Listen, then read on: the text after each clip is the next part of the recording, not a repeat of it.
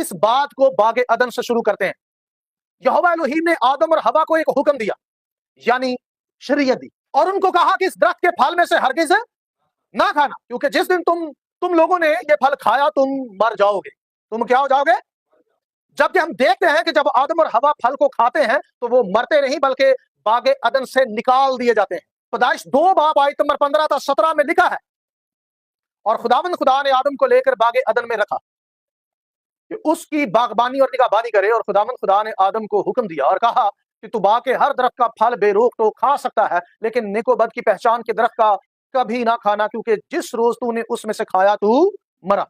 یہوہ پاک خدا کے کلام کے پڑھے اور سنے جانے پر اس کا فضل اور اس کی برکت. لیکن آدم اور حوا نے یہوہ الوہیم کے حکم کو توڑ دیا، اور آخر کار آدم اور حوا صرف مرتے ہی نہیں بلکہ دیگر سزائیں بھی اس کے ساتھ ان کو بھگتنی پڑتی ہیں، اور ان کی لسٹ لمبی ہے. آئیں ذرا اس لسٹ کو دیکھیں.